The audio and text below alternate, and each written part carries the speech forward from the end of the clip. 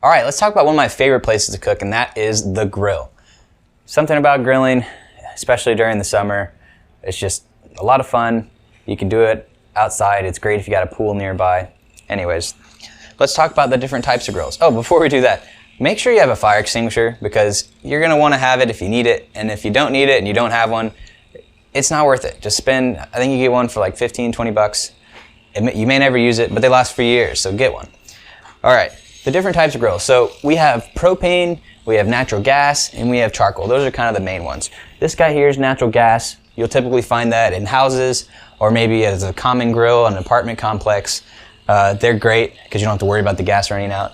But propane and charcoal are what millions and millions of people use. They're also good to use. Regardless of what type of grill you get, if you're keeping it outside, you're going to want to consider getting a grill cover because that will help prevent it from getting rusted and corroded. It will help it last a lot longer. I know I've seen lots of grill grates and little heat covers that have just rusted out and you have to replace them, and they either cost money or they ruin your grill. So get a grill cover. All right, if you're going to have a charcoal grill, there's a couple of extra things you may want to get. One is called a chimney starter, which is basically a tube of metal, which you could improvise one if you wanted to with a tin can or something. And that's where you put in your charcoal, and if you're going to use some lighter fluid, which is something else you may want with charcoal, you light it. It helps keep it contained and helps with airflow to get it lit a little bit faster and maybe even a little hotter. Don't hold me to that last one though. So those are some things you want to use if you are going to have charcoal. And then regardless of what grill you have, one other fun tool that I just recently learned about is something called grill floss. It's got like a little hook which you can use to clean each of those individual grill grates if you're having issues with that. It's also good for charcoal. You can use it to poke and stir your charcoal if you need to move it around like you often do with charcoal, among a couple of other things. So first thing you want to do is light your grill. So charcoal you're going to have to do in advance because you got to get those coals get hot, and then after a while they'll stop flaming up and they'll actually be more like coals instead of a flame source, and that's what you want to get that nice constant even heat. So to do that, a good old handy stick lighter is good because it keeps your hand far away from the heat, especially if you're using gas and you've got that grill on high to light it. This keeps your hand a little further away from that poof that happens whenever you light it. However, if you're lucky, you'll have an electric igniter. If you're even luckier, it won't go out on you. But usually those things go out after a while. You can replace them, or you can just get some nice long matches, which you can stick down in between the grate, keep your hand far away, again, so you don't get poofed. So after you heat up your grill, probably like 5-10 minutes, something like that. I usually heat it up on high. Then you're going to want to use your handy dandy scrub brush, grill brush rather. This wouldn't feel too good. But you're going to use that to get the grates clean. This guy here is called the Scrub Daddy. You actually fill it up with water and it uses steam to help clean it a little better, but you don't need that. You may have heard though in recent years about little pieces of wire bristle making it into people's food and then they swallow it and it tears up their insides.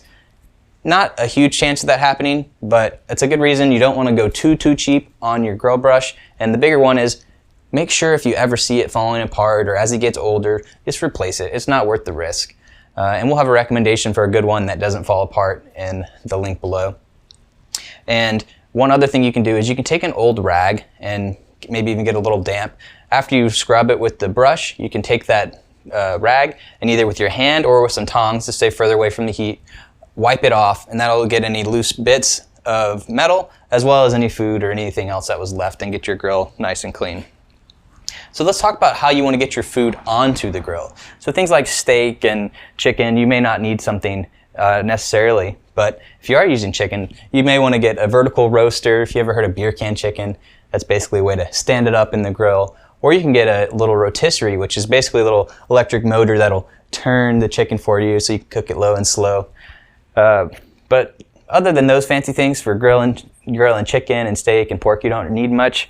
But you may want to do something fun like kebabs, and for that you'll need some skewers, either metal or wood. And if you're using wood, one extra precaution some people take is to soak that wood in water for a while. That helps it with a little bit of flame resistancy if you're going to make it really hot, but I'm not sure that's required. Something to keep in mind. If you're going to be cooking with fish, or veggies or something that has small pieces, you may want to use a grill tray or a grill basket. You may see it called a veggie basket as well. This one's more like a tray. There are some that are more just like a cross hatching of wires, but that'll prevent anything small from falling through the grill grates, but you can still get a nice solid grill taste with it. And there's also grill mats if you're cooking with something that, you know, has even smaller pieces than this, or maybe even some liquid or something for some reason that you don't want to be going down into your grill. So regardless of that, you're gonna need something to carry things in and out of the house. And for us, usually we use just a sheet pan, but you can also use a big plate. But sheet pans are great because they're big, they're easy to carry. You can fit all your burgers or whatever you want on here. And the biggest thing with that is make sure you wash it after the raw meat touches it so you don't get any cross-contamination and you don't get yourself or your friends sick.